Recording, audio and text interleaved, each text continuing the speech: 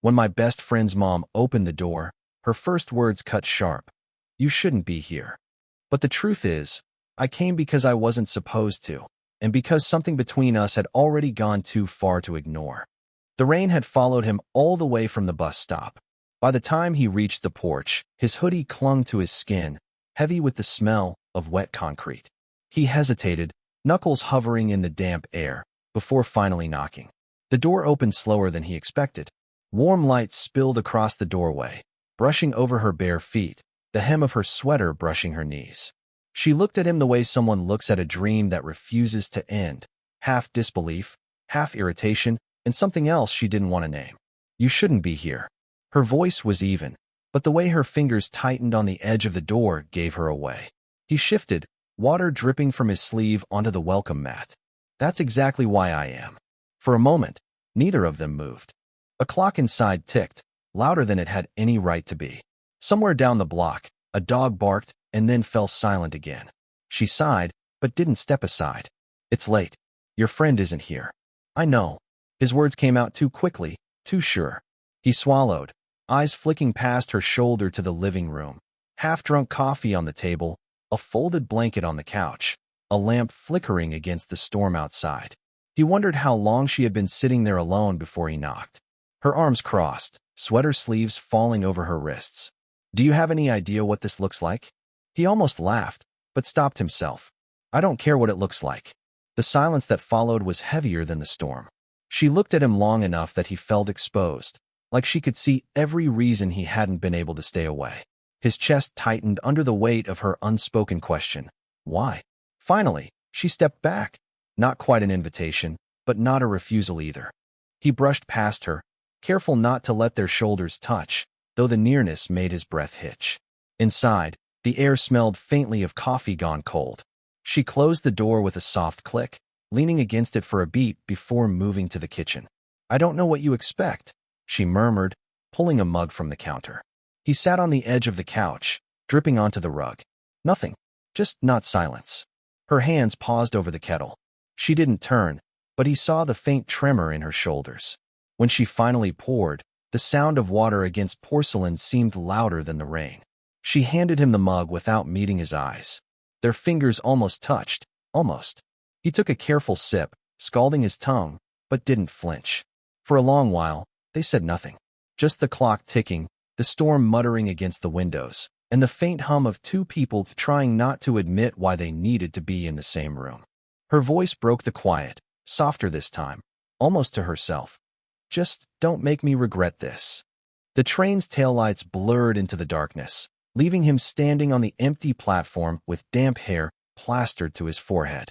He cursed under his breath and shoved his hands into his pockets. The station smelled faintly of oil, wet metal, and old coffee from the vending machine by the benches. When he turned, he wasn't expecting anyone else. But she was there, sitting with a paperback closed on her lap, her coat pulled tight, eyes lowered as though she'd been waiting for something that never came. She looked up, startled when he stopped a few feet away. The fluorescent light above her flickered, then steadied. You missed it too? He asked, his voice breaking the quiet in a way that almost felt intrusive. Her lips curved in a small, almost ironic smile. Story of my life. He sat 2 benches down, leaving space between them. The silence settled again, punctuated by the hum of the machine and the occasional creak of the old wooden beams.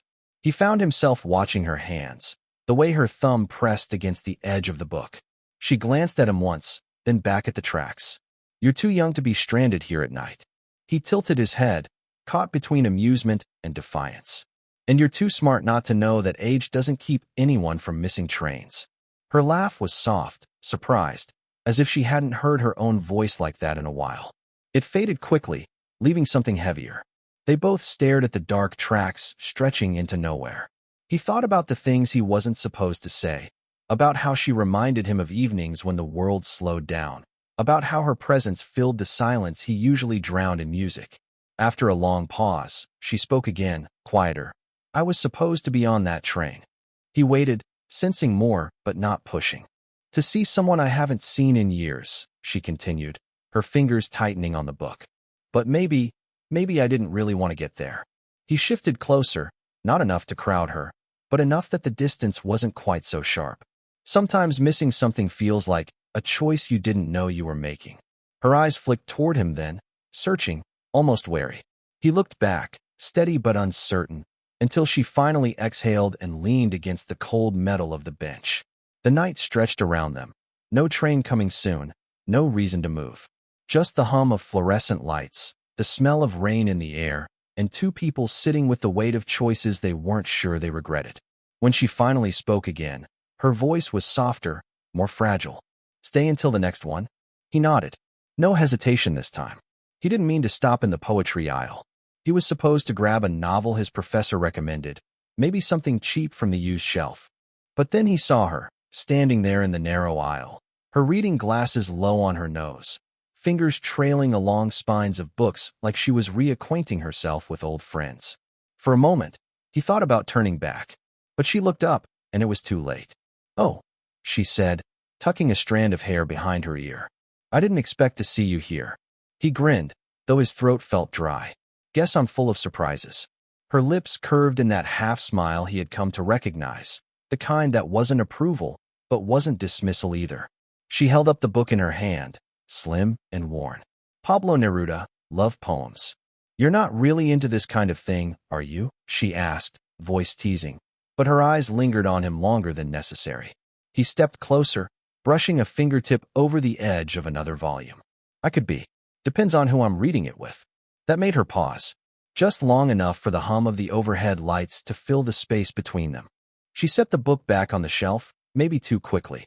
"Careful," she said, adjusting her glasses. "Lines like that, they sound like you've practiced them."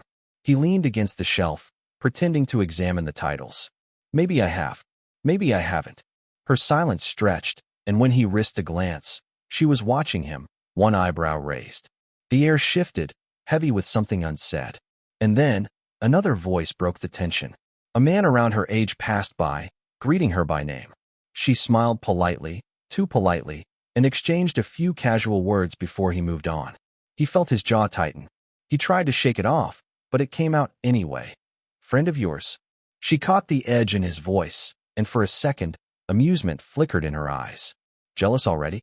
He looked away, tracing the spine of a book with more focus than it deserved. "Just curious."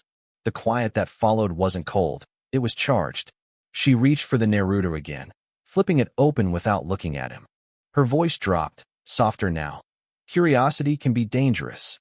He stepped closer, close enough to catch the faint scent of her perfume, something subtle, not new, but worn like a second skin. His reply was low, almost hesitant. "So can poetry." The corner of her mouth curved again, but this time she didn't hide it. She closed the book, tapped it lightly against his chest, and slipped it back onto the shelf. "Then maybe," she said, brushing past him with deliberate slowness, "you should stick to novels." He turned, watching her walk toward the cafe corner, her sweater brushing against the shelves. And without really thinking, he followed. He hadn't meant to press play. He was just scrolling through her phone, trying to find the music app she told him to use, when the voicemail started, her voice filling the kitchen in a way that made his chest tighten. "I don't know why I'm saying this. I shouldn't. But some nights the silence feels heavier than it should. And I wish someone would just sit with me, without needing me to be anything else." The message clicked off. Static. The fridge hummed louder, like it had been holding its breath too. When he turned, she was standing in the doorway, eyes locked on the phone in his hand. Barefoot, wine glass dangling from her fingers, her sweater sleeves pushed up to her elbows. "You weren't supposed to hear that." Her voice was steady, but the way she gripped the stem of the glass told the truth. He swallowed. "I didn't mean, I know," she cut in, sharper than she intended. Then softer, almost a sigh, "But you did." The silence stretched, thick as the shadows around them. He set the phone down on the counter slowly, like it was evidence. "I wasn't judging," he said quietly. Her laugh was brittle. "Of course you were. You're young. You don't know what it's like to be this." She gestured vaguely, as if her age, her loneliness, her regrets could all be captured in a single wave of her hand. He stepped closer, careful, each footfall measured. "I know what it's like to want someone to just stay." Her eyes flicked up, sharp, searching. For a moment, she looked like she wanted to argue. Instead, she drained the last of her wine and set the glass down harder than necessary. "You shouldn't be here," she murmured, echoing words she'd used before. But this time they trembled. He was close enough now to see the faint smudge of tiredness under her eyes, the way her breath caught before she exhaled. His hand twitched at his side, wanting to bridge the space but not daring yet. "Then tell me to leave," he whispered. The clock on the wall ticked, steady, louder with each passing second. She didn't move, didn't speak. Instead, she turned her head, looking at the window where rain streaks shimmered against the streetlight outside. "It's easier if you don't know everything," she said finally. He almost smiled, though it was laced with ache. "That's the point. I want to know anyway." Something softened in her then, just barely. She pressed her palm flat against the counter, grounding herself. When she finally looked at him, her voice was low, almost breaking. "Just don't make promises you can't keep." He nodded once, slow. "No promises, just presence." The hum of the refrigerator filled the quiet as they stood there, two people caught between the weight of fear and the fragile beginning of trust. By the time the last of the neighbors shuffled down the stairs, paper plates stacked and laughter fading, the rooftop was nearly empty. He stayed behind, leaning against the railing with a half-empty soda can, watching the city blink against the darkening sky.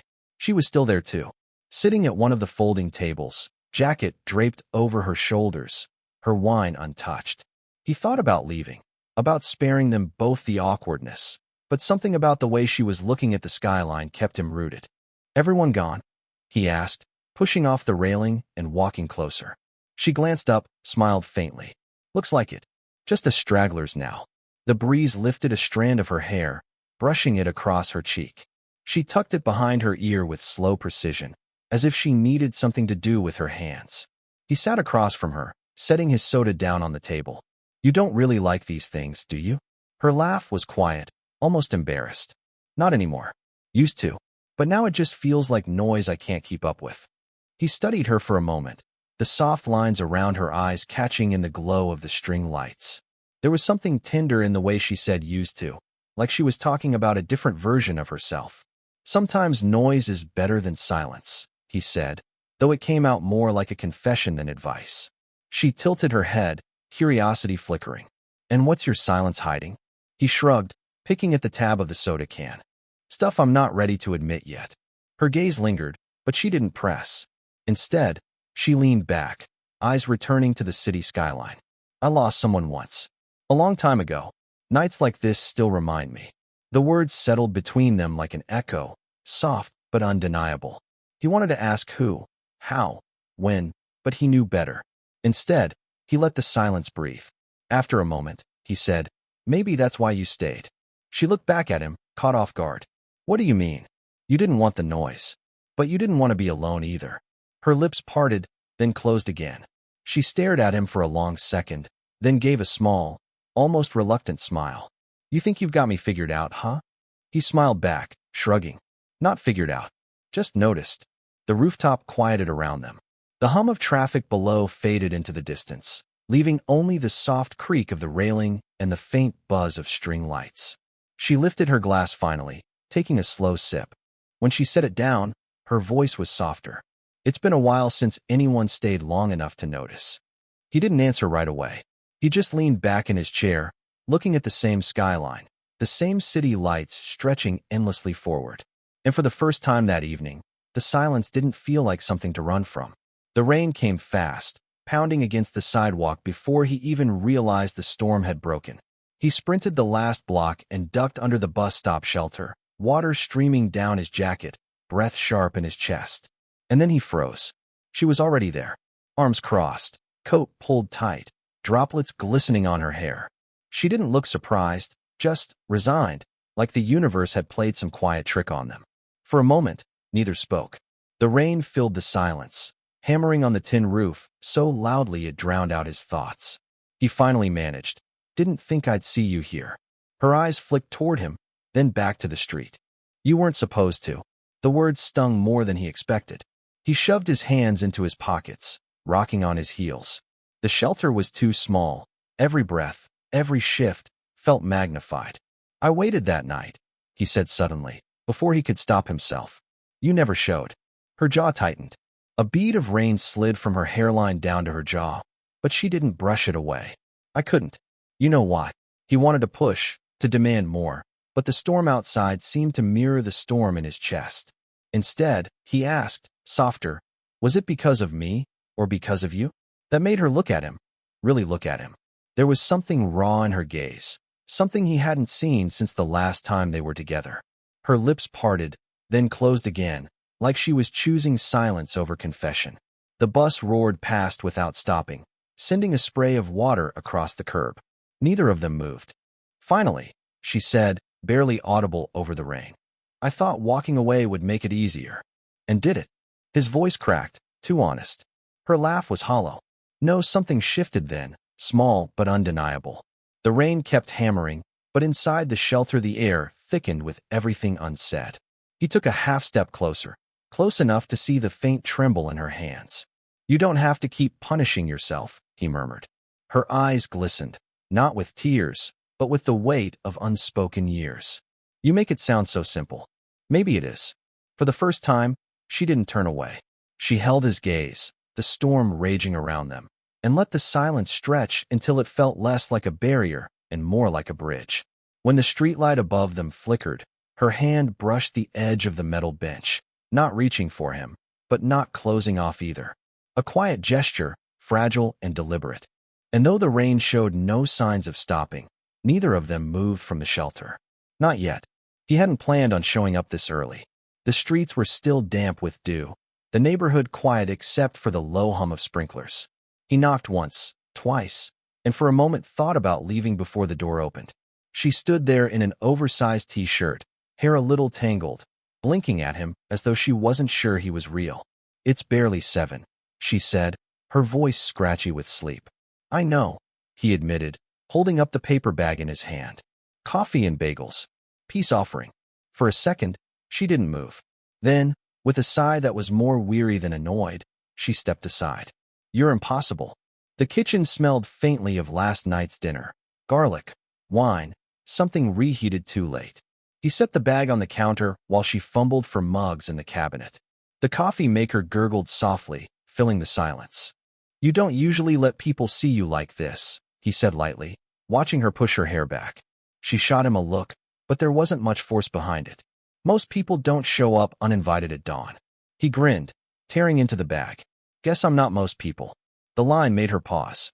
She opened her mouth as if to respond, then shut it again, focusing on pouring coffee. He noticed the way her hands lingered on the handle of the pot, as if grounding herself. When she finally slid a mug toward him, their fingers brushed, barely, but enough for his pulse to stutter. Neither mentioned it. They sat at the small table, the blinds casting pale stripes of light across the room. He chewed slowly, pretending to be casual. She sipped her coffee, staring into the steam. Do you always eat breakfast with strays? He asked. Her laugh was soft, surprised. You make yourself sound like a dog I found on the porch. Maybe you did, he said.